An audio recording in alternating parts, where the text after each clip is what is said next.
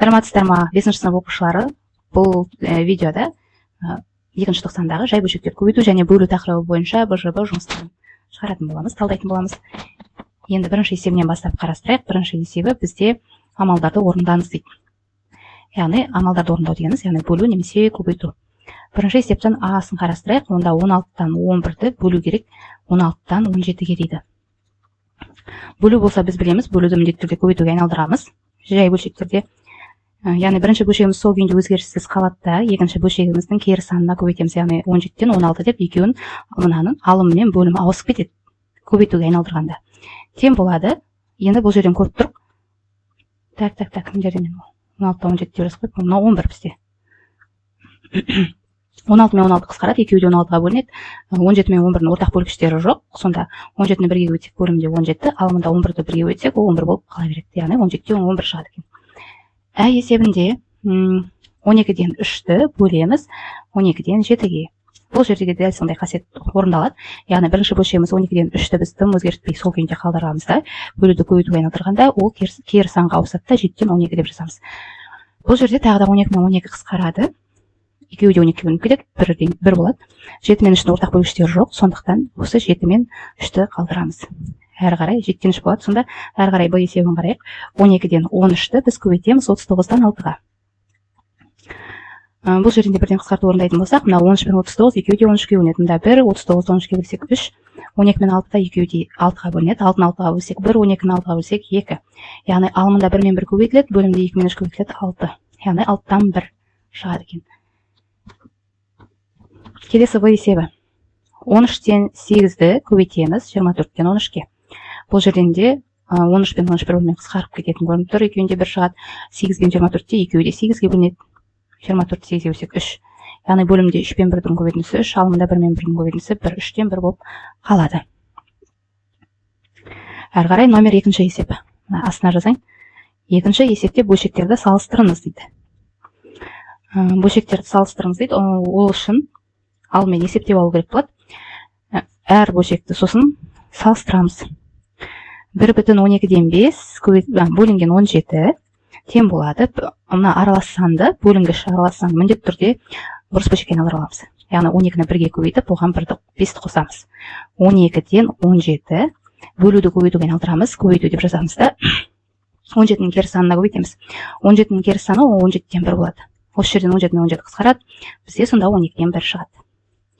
Әрі қарай мынау бізде А есебі, Б есебін қарайық. 41 бөлінген 2,15-тен 11 дейді. 41-ді сол күйінде жазамыз. Бөлуді көбейтуге әзірге қалдырайық. Бөлу деп, мында 15-тен 2-ге көбейтіп 11-ді қосатын болсақ, 30, 41 болады. Енді көбейтуге айналдырамыз. Мына 41 сол күйінде қалады. Көбейтілген 41-ден 15 болады.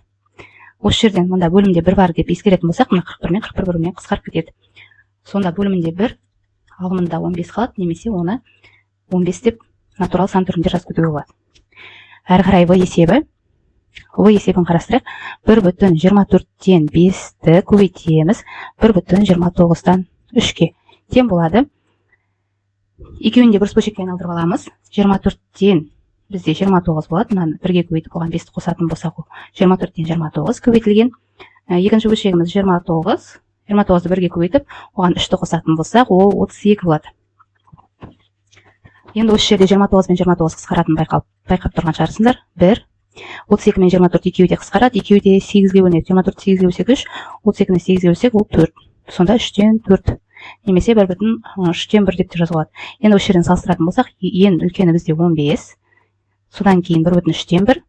Содан кейін 12-тен 1. Енді оны салыстырмалы түрде жазатын болсақ, егер өспелі түрде жазатын болсақ, 12-ден 1 кіші 1,3-тен 1-ден, ол кіші 15-тен. Осылай жазылады. Жақсы, ары қарай 3-ші есепке көшейік.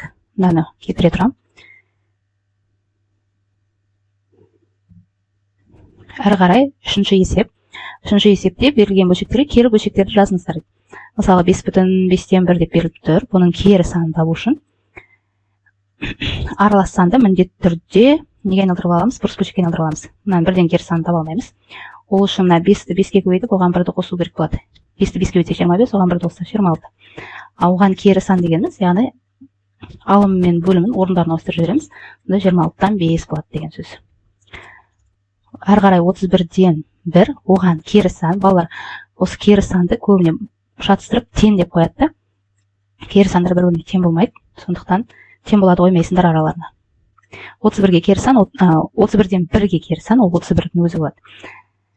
Бұдан аға кері сан немесе кері бөлшек екеуі бір мағынаны білдіреді. Адам Б болады керісінше.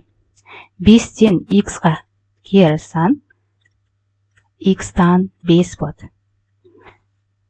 3X-тен 2A-ға кері сан, 2A-дан 3X болады. Ары қарай 3B-дан 7A-ға кері сан,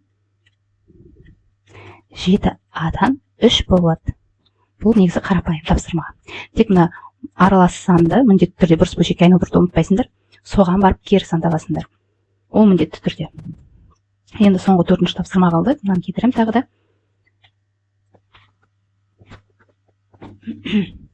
Бізде квадраттың периметрі беріліп тұр. 4-ші есепте. Яғни периметрді біз үлкен латынның пай әрпімен белгілейтін едік. 15,5-тен 1. Енді бізде периметр белгілі болса, қабырғаны қалай табатын едік? Қабырға деген, квадраттың қабырғасы дегеніміз, ол барлық қабырғасы тең болады. Яғни біз 4 қабырғасын қосқанда, осы 15,5-тен 1 шықты. Яғни бір қандай да бір А деп белгілеп алатын болсақ қабырғаны, онда біз не істейміз? Осы 15,5-тен 1-ді біз 4-ге бөлеміз. Енді мына аралас санды міндетті түрде бұрыс бөлшекке айналдырып аламыз. 5-ті 15-ге көбейтсек, ол 75. Оған бірді қоссақ 76. Бөлуді көбейтуге айналдырамыз. Сонда 4-тен 1 болады. Енді 5 пен 4-ті көбейтсек, ол 20. Мына жерде қысқарту орындауға болады екен ғой. 76 мен 4 қысқарады. Мында 1 болады. 76-ны 4-ке бөлетін болсақ, ол 19. Яғни 5-тен 19 болады.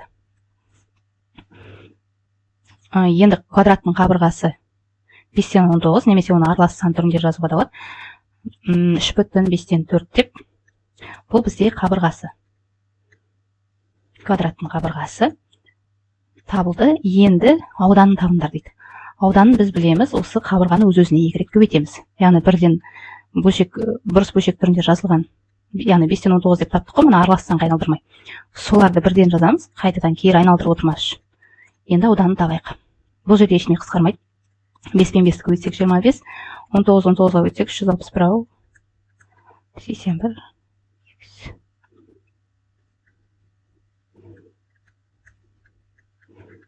361. 361-ді 25-ке бөлсек,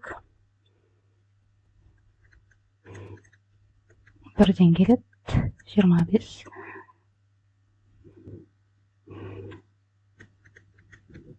4-ден келеді. 100-ді азайтып тастаймыз, 11 қалдық қалады.